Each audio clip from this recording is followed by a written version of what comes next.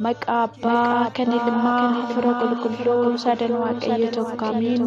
isin kabajamtoota jaalatamtoota maatii waaqayyoon kan jaalattan waaqayyo caalchisee kan jaalatu maqaa waaqayyootiin nagaa waaqayyo isin gaafadhaa akkam turtanii akkam yoo nageessanii xaaliyaa waamichaa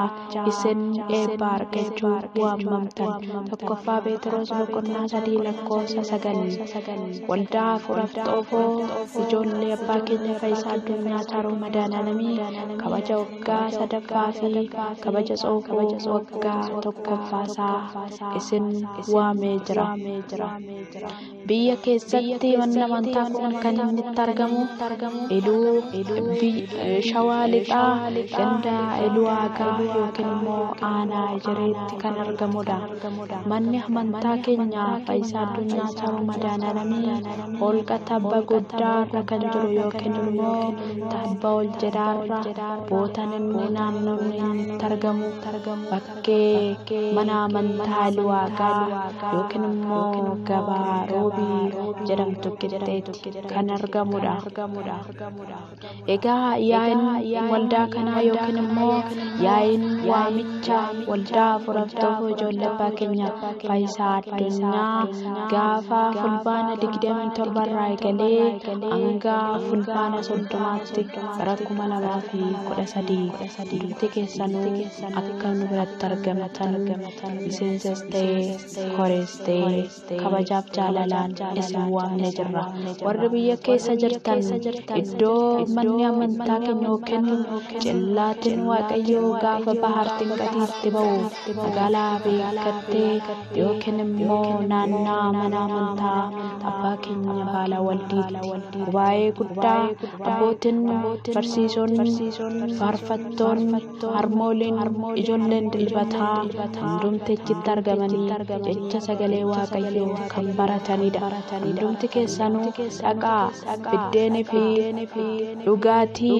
kan bara baraa dhaqaatoo achitti akka argamtanii dhaqanii fudhattan kabajaaf jaalalaan isin beeksisna. Akkasuma obboleewwan keenya hafuuraa onlaayiniidhaan teelegiraamii waasaappii kanneen adda addaatiin feesbuukii iimoo iddoo adda addaa onlaayinii adda addaatiin jecha sagalee waaqayyoo barattan hundumti keessanuu akka dhuftanii waamicha keenya irratti argamtan maqaa waaqayyootiin isin gaafanna.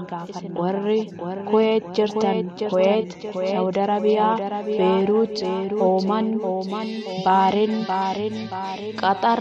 akkasuma Dubaay, Beeruut iddoo adda addaa biyya alaa jirtan hundumti keessanuu abbootiin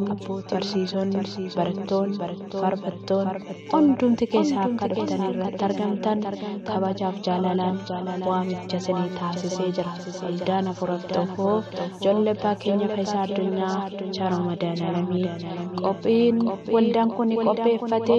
diraamaa asoosama baajoo gaaffii deebii naa beekisiifan beekaa caqasama caafa qulqulluu akkasumallee tapha adda addaa qabatee isiniif dhiyaatee jira. Hundumti keessan akka dhuftanii irratti argamtan immoo maqaa waaqayyootiin irra deebinee isin gaafanna. Akkuma qulqullicha abbaan keenya Daawit mana waaqayyoo hin deemne oonaan jedhan nan gammada jedhee akkuma dubbatu san nutis immoo mana waaqayyoo dhannee jecha isaa sagalee isaa qulqulluu dhaggeeffannee ittiin addunyaa keessaa baanee dhaltuu mootummaa isaa taanu waaqayyo nu taasisu.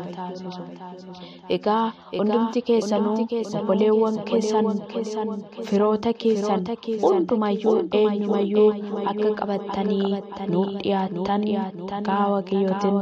irra deebinee isin gaafannee jirra. Akka dhuftanii irratti nuuf argamtan wajjiniin eebba akka fudhan manni amantaa abbaa keenya Fayyisaa Addunyaa Saaroo Madaanaalamii yeroo hundumaa banaadha. Hiyyeessaa, huuqqataadha, furdaadha, diimaadha, qallaadha, dhabaadha, dhukkubsataadha, fayyaadha, sooressa osoo hin jedhin yeroo hundumaa ijoollee koo jettee manni amantaa keenya yeroo hundumaa nu waammatte barriin mana amantaa abbaa keenya Fayyisaa addunyaa charu madaalamii yeroo hundumaa banaadha akka dhuftanii irratti argamtan kabajaaf jaalalaan irra deebinee isin gaafannaa jaalalaaf kabajaan akka dhuftan nutis immoo iddoo isinii qopheessinee eebba barakata abbaa keenya akka waliin fudhannu waaqayyo madaalamii hunduma keenya nu gargaaru ayyaana gaarii maqaa abbaa kan